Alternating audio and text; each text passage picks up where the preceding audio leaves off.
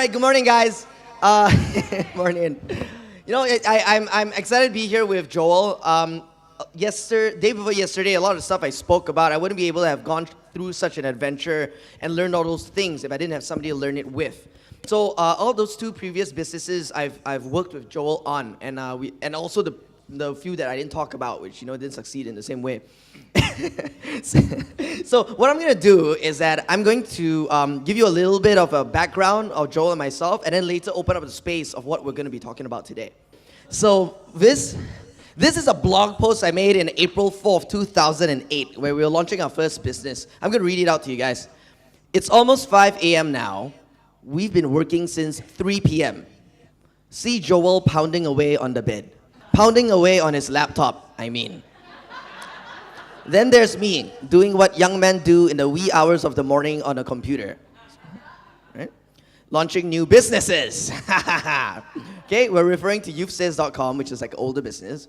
Because of some last-minute bugs, couldn't get it launched, okay, and me, I'm halfway in dreamland. Bzzz, okay, sleep.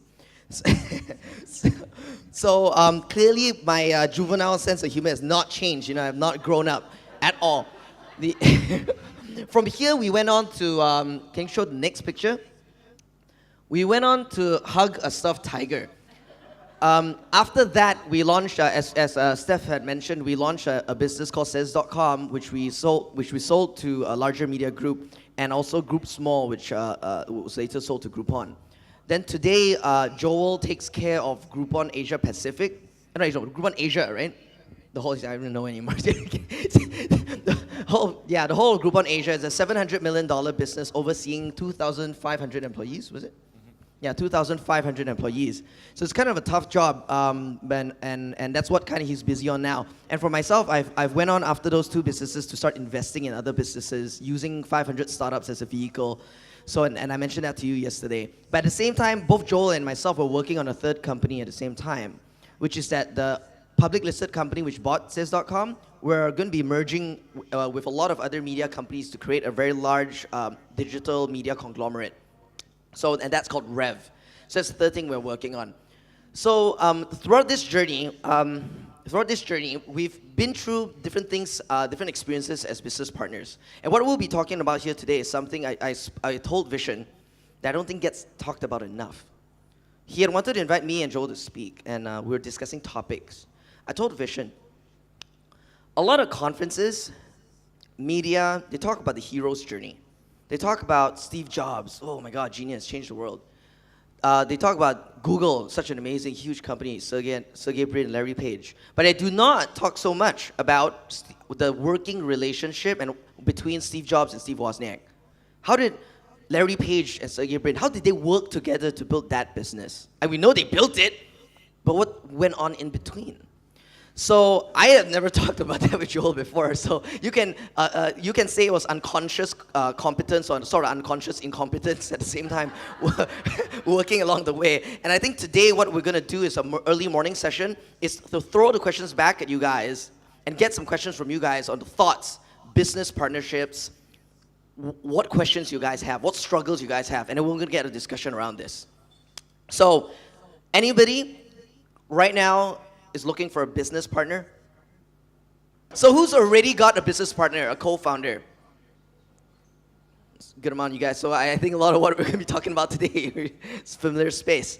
I've already used a lot of you as guinea pigs the past couple of days, and we're trying out a couple of questions. Do you guys have any questions you want to? Who wants to start the ball rolling with a question? Yourself.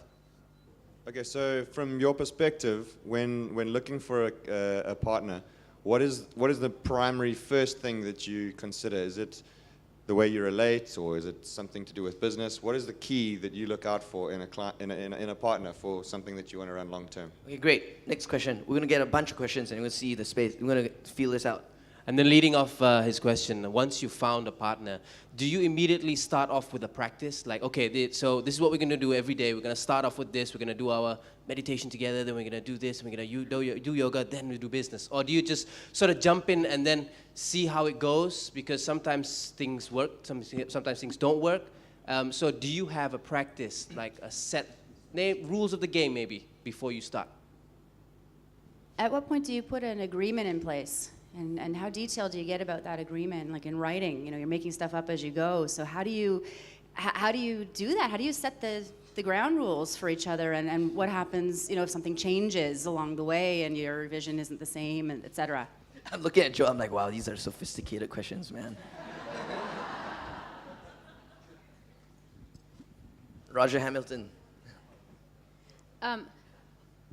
Where should you find this business partner? Is it usually a friend? Do you recommend friends? Do you not recommend friends? Where's the best place to fish for a business partner, basically? So my question is, how do you, I mean, if you have success there, or if you do develop this, how can you keep this on a level that people not falling back like the meditation guy into like a depression? Because Okay, I hear you. Hey, Roger? Kylie. So we were talking at lunch and you were saying that you got your whole team went through Wealth Dynamics and so on. So you are now going out finding these 500 companies and working with them, and that's obviously investment partnerships, which is kind of different from what you guys did as a company partnership. So I'm really interested in what you see the differences in project partnerships, kind of getting together and doing something, company partnerships where you're getting together and being partners, and investment partnerships where you're actually going to be putting money in. Okay, that's more than enough for us to handle today. So I think we'll thanks so much, everybody. What we'll do, I think we'll talk about finding a business partner first, right? I think it's how do we find a business partner?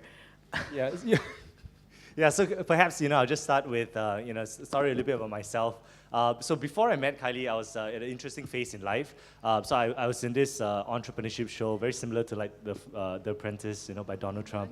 And then I won it, and then there was a lot of interviews, and I felt like, I wasn't very successful, because I was running a business that was really small at that point of time. After I won the TV show, and I just felt that, like the thing that I was doing, I was not proud of it. And it was something that I wanted to scale even faster. So what I did was I organized an entrepreneurship conference and invited like young speakers to come and speak. So all these speakers were below the age of 30. Yeah, and so I noticed a certain pattern that the ones that had really big scalable businesses that had a lot of impact on people were using technology, right? And so happened Kylie was in that technology slot, and he was speaking at it. And through his stories, I realized that he wasn't really an entrepreneur. It was like, so he was I was the same mode as him. We had these small little project things that didn't really make that much money. Yeah. So that's when I realized that there was something similar, right? And then I invited Kylie out on a date, and. We walked around, we had dinner. We walked around In this really crappy shopping mall. This was it. And then I guess like what we found in similar, it was that we enjoy working with young people. We want to make a difference in the world, but at the same time we want to make some money out of it. So I think that was something we had in common, but we actually didn't have a business model. All right. So that was something we had in common, and that's how we started off. And I think like tapping into that story of how we kind of found each other as business partners was also that he noticed that the most successful entrepreneurs that spoke at his conference used technology a lot, but he could not partner with any of them because they were already making tens and hundreds of millions, and he wasn't, so he couldn't partner with any of them. And he saw me. Wait a minute, this guy knows technology really well, and he's not making too much. Maybe I can work with this guy, right? So he had engaged me as a consultant to look at his business. I was working. I was on my way out looking for my next thing to do after Mindvalley at the time. And like he engaged me as a consultant to look at his business model, see how technology can be used to make more money. So we spent 5 months working together, and I distinctly remember every time I met him and spoke to him, I said, okay, we need to look at these few things. Let's say I spoke about 3 things. He would come back having executed 5. I would talk about another 2 more things, and he'd come back with 6 things that he's executed. And I would use words, throw out concepts which he would rapidly adopt and execute. And this action dynamic was so addictive. I had never seen this type of action dynamic anyone my age or even above my age. So fast, rapid execution. So I was like, wow, this is great. I just keep talking and he keeps doing, and this is going to be good. So eventually we decided to try out a business model and work on something. I think that let's relate to the next question about rituals. Did we start off with any ritual? or any practice? Yeah, thanks for asking back the question. All right, so I think like what maybe to answer the question on like what I was looking for in a business partner was someone who's actually different than myself. You know, someone who's like for me, I find myself like really good in building like action machines. You know, I mean like putting people together, putting processes together. But the thing is that the team wasn't divergent enough. We were not like exploring like new ideas. We were not going broad enough to then later converge into better solutions, right? And also businesses in the age today, you need to like diverge and converge many multiple times. So I found that in Kylie. So I think embracing diversity is something someone who is different than yourself, I think is going to help in finding a business partner. If you find someone similar like yourself, you don't get much value out of the person. In terms of rituals, there are a few things that actually we practice. I find that was really good. So the first one was the 24-hour rule of conflict, right? Yeah. So whenever I was pissed about something, or he was pissed about something, and it was often at the early stage because it's a teething period. You got to like sort of learn each other's ways of contributing to the business. So when I was trying to put an action plan, he was diverging, right? He was coming out 200 ideas, right? But at the same time, I was trying, we've got something to put together for like 2 days to present to an investor, right? So those are the times that that 24-hour rule of conflict really help. So within 24 hours, you're pissed out about something, you got to like solve it, right? You got to like confront. We never, the rule we kind of unconsciously then consciously agreed on is that if we've got something that any tension arises within our working relationship, we get it solved in 24 hours. Nothing more than 24 hours. You have 24 hours to decide whether it's worth solving, and most of the time it is. And we get on the phone, we speak to face, and we crush it. So anything tension arises, is crushed. Tension arises, is crushed. Tension arises, is crushed. So it never really balls up to something that destroys everything. One thing about practices are sort of related to the thing about business partner selection. In any sort of, even in startups I invest in, I'm looking for people who can evolve. And I've seen Joel evolve 100 times. And I've been in situations where I had to evolve like countless times to shred my own identity and kind of acquire a new one. So I'll give one specific story. We're going into a sales meeting together. Okay, and this is my first sales meeting in my entire life. Before that, I taught myself web design when I was age 15, and I've been just designing websites for people mostly. All my work is done behind a laptop screen. And I didn't want to go. I'm like, why do you need me there? He's like, well, because you actually know what's going on. So you're going to have to be in that room. It's like, okay, cool. So we go to that presentation. It was a government project. There were like people sitting around, and why are all these people here? There's like 30 people in this room. We were pitching, we were presenting, you're asking questions. So I was answering all the questions. Joel's like looking at me, looking at the room. We walked out of the room, and Joel asked me, how do you think we did? I said, we did fantastic. Look how interested they were. They were asking all these questions. I'm sure they really like us. Joel's like, we lost it. It's gone. I was like, what do you mean?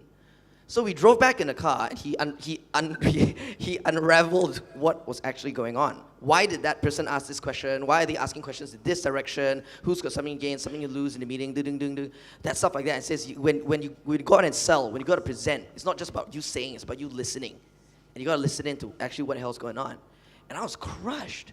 It's like you watch a movie, and towards the end, it unravels in a way where, the plot totally changed. That person's the murderer, and, I was crushed.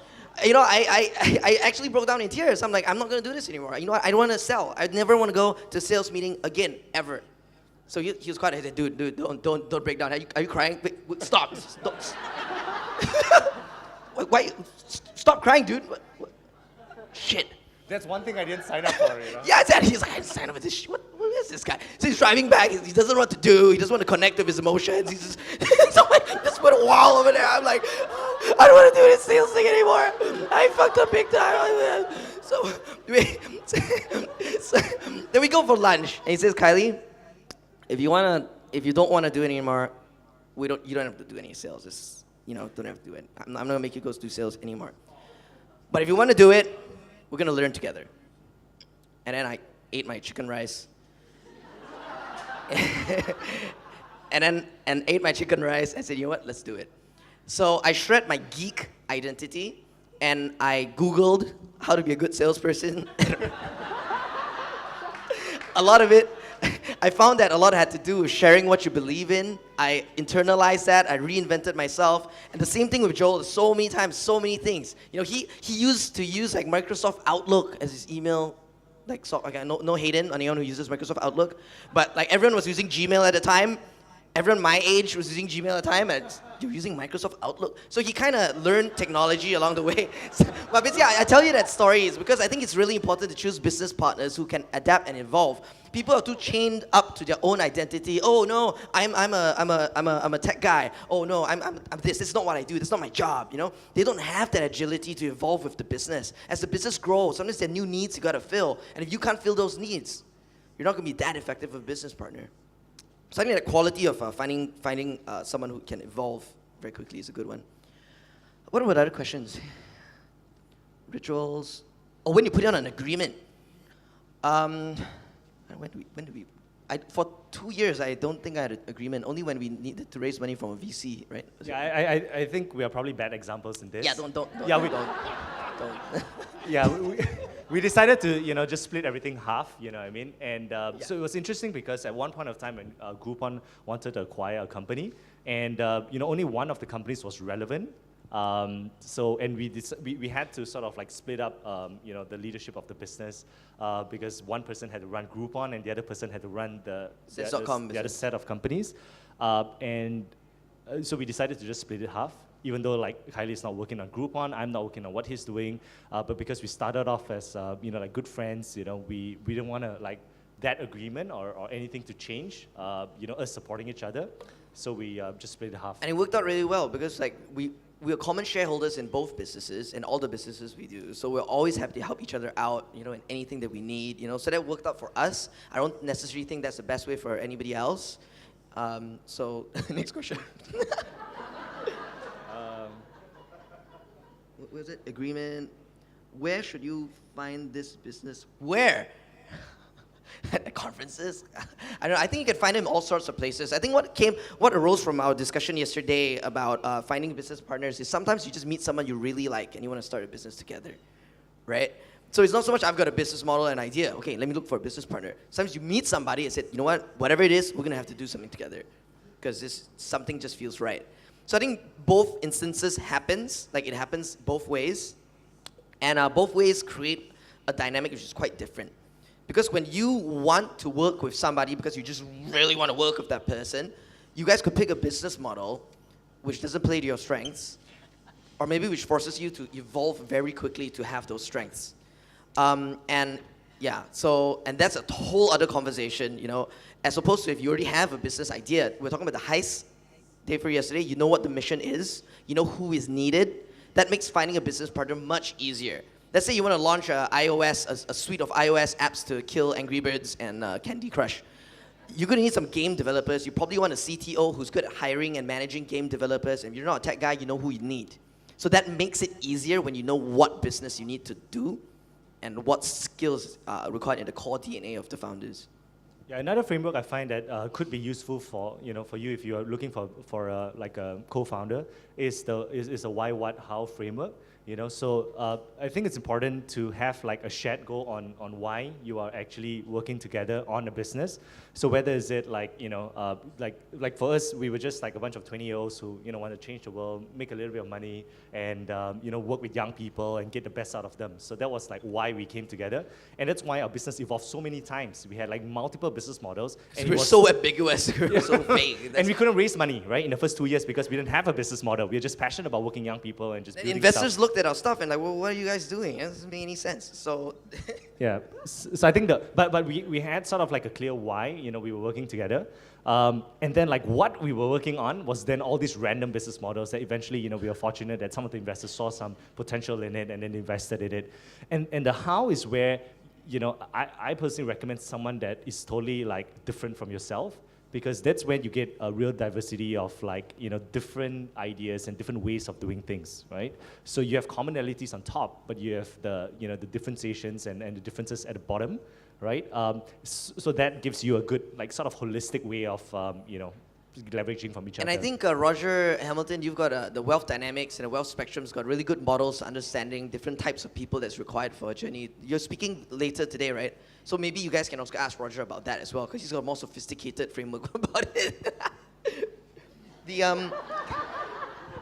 The next question was, how do you keep people from falling back, right? Or how do you keep yourselves from falling back as you keep pushing the business?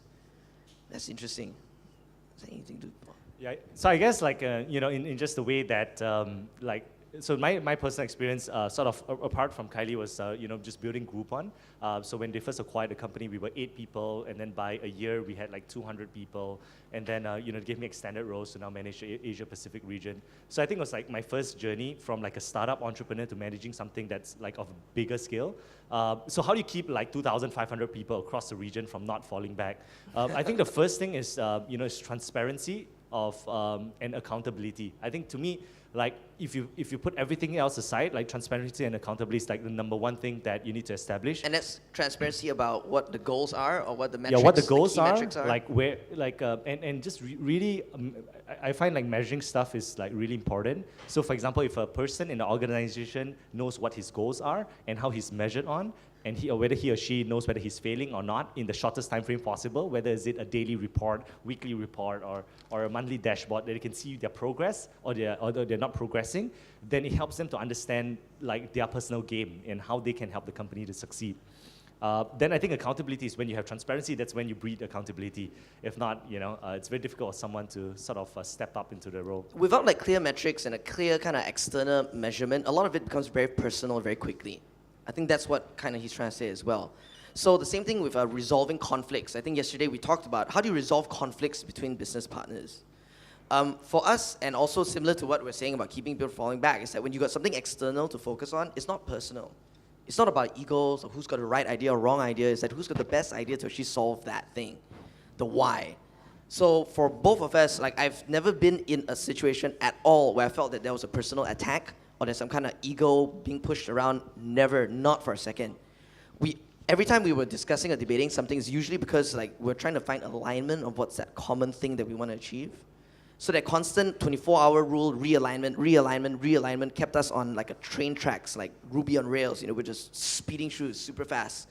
So I think the transparency, accountability, measuring what is it? Oh, do we want to increase sales by 100%, or do you want to increase customer retention? Kind of having these metrics really help. Okay, this is the last question. We've got 5 minutes on our clock. About project partnerships. This is Roger's question about how project partnerships or company partnerships, like how do they differ? What are the nuances inside? Joel, any thoughts? No, not on this topic. Like. Okay, I'll tell you what I'm observing. I'll tell you what I'm observing. I think it will be more and more frequent, and it'll be more popular to do project partnerships like moving forward. I think that's a more popular model, and it's a more popular model because there's a lot of projects. It's just more and more projects. It's not so much you're building a company that's gonna last for 100 years. Yeah, you have that, and you also have these short-term projects. You want to put an event together. You want to do a launch together. You want to do, specific things. And once that goal is achieved, then the partnership is dissolved. So I think that scenario is happening more and more frequently. And I think that scenario is quite efficient when because you know what the outcome is. It's to do this launch in December. It's New Year's Eve launch or whatnot, right? And you know who you need to get the job done. You pull them in. You guys have very clear ways of splitting the profit once you're done with that. That makes things really, really clear, and that's really good. When it comes to building a company over 10, 20 years, that's where I think that gets a little bit difficult. And because you can't predict what the outcomes will be, and the outcomes will keep changing, that's why I fall back on whether or not your business partner is flexible, adaptable, keeps evolving, whether you guys have no ego in the room, you guys are constantly clear and realigning onto a common goal. But I do see dynamics between choosing a long-term partner in a romantic relationship and also choosing a partner in a business relationship, and sometimes in your family where you can't choose your mom or dad and you can't choose your brothers or sisters, how you should resolve things. The skills you learn in one helps with the other. So I think you guys probably know a lot more about managing partnerships, or at least know a lot more things not to do when managing partnerships that you can translate into your business. Yeah, we'll take 2 more questions. We've got time for 2 more. Please. Thank you. Relationships and profitability, which one's more important? That's a good I think our relationship, we came together for profitability, so I don't know, like, I think we would, you know, if we weren't making too much money, I don't think we'd be working with each other after a while. I mean, that's why I think. Or perhaps you could clarify the question, you know, maybe with an example or, you know, something. All right, so stressors happen in a relationship, right? And it stresses the relationship to the point where, you know, one wants to take a direction because you're working on some big projects, at least in my eyes. So I've had some challenges with partners in the past where it's like, ooh, you know, I wanted to kick him out the car and, you know, it's like, but it's a long time relationship. But I have a different vision than that person did because sometimes you can't be in agreement every time. Yeah. So perhaps, you know, I find that if I were to simplify, there are three kinds of people, right? So there's one that's like a socialist or idealist, right, who just wants to, like, you know, realize the idea. And then there's the capitalist who wants to just make money out of the idea. And then there's like the in-between, right? A socialist and a capitalist, right? Who sort of do both. Who likes the intimacy of, you know, the realizing the idea at the same time making some money out of it. So I think, like, in that aspect, like, you know, so Kylie and myself, we are both, like, you know, we are idealists and socialists at the same time as we want to make some money out of it and make it sustainable. So I think that's what we have in common. So you know, I find like certain working relationships, if you're working with someone who just wants to like realize the idea but not make money, and they find that making money out of the idea is bad, for example, then there's a different you know, belief system and values. Or not so important, or something you shouldn't focus on, you know, then I think the value system is too far apart, your poles apart. I think it's very hard to reconcile, it's very hard to meet in the middle. And every time you meet in the middle, you feel like you're cutting off an arm or a leg. You feel that this compromise, you know, and that breeds resentment and bitterness, you know, if you guys are too far apart in the first place and trying to come together all the time. One more question. Oh, I don't know how to choose. The beatboxer. Like, we'll take all these questions. We'll listen to all of them and see what we can do in 30 seconds. Hi. So how do you resolve conflict between the two of you? Do you do it in a room where nobody is listening, or do you do it in front of employees? How do you do it? Generally, doing it in front of people, I think, is not a good idea. Yeah, so we try and do it in private. Okay, next question. Sorry, it's 10 seconds left on the clock. We'll talk more later. I was just going to say, once you've actually found your business partner and you're ready to embark on this venture, what are the key things to action to actually get the plan moving? Is it like, oh, we have to get that website straight up immediately, or we have to get action man over here is happy to answer that question. Thanks. Yeah, or do we get that service out there? Like, what are the key things to actually get the ball rolling?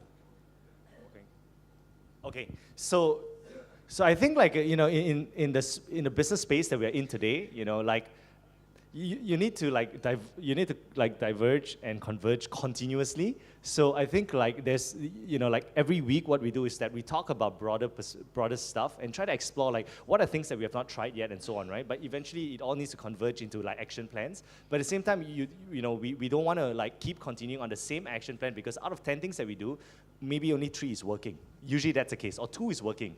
And the other 7 or 8 is not working in the best way possible. So I think it's something that's a continuous process. I wouldn't say that once you've talked about the idea and put in the action plan, then you just follow that for the next 12 months. I don't think that's going to help. And what creates a lot of conflict is when we're trying to have a divergent discussion to kind of explore space, right, or come up with some ideas. Then somebody in the room is always like, look, we need to decide, we need to do this. He's trying to converge, right? And then of us give it more ideas. Why is he saying all that? How distracting can he be? But at other times where you need to diverge, you need to find another way out of a problem, you know, and the guy who's just trying to, okay, so what is it? Is it this or is it this? You know, he's not helping. So within a business relationship or even in a meeting, it's really important for everyone to know, look, we're going to converge, we're going to diverge a little bit and explore the space. Last 10 minutes, we're going to converge on 1 or 2 things we want to do. And if you can make that clear to everyone in that discussion, like this simple thing alone is going to resolve so much potential conflict in the entire journey, right? Especially between business partners, or maybe because he's so convergent, I'm so divergent, it helps us even more. But I think it's going to help a lot of people. And that'll help you actionize things like step 1, step 2, step 3 very clearly, especially when things are not that clear. Yeah, and I guess, like, in the starting phase, the more you do this, the more successful you're going to become, right? The more like, you're going to find out how fast you can fail and how fast you can succeed. And it gets really addictive. You kind of like, okay, like discussions between Joy and myself, we know it's like, okay, this is it, okay, so is it? Okay, boop. Then we just immediately, within like 10 minutes, we've explored a lot of ideas, and we zoomed in on 3 things we need to do. It becomes so fast because you're conscious. You're doing this and you're doing this. Converging. Okay, that's all the time we have for today. Thank you so much for exploring Thank this you. topic with us.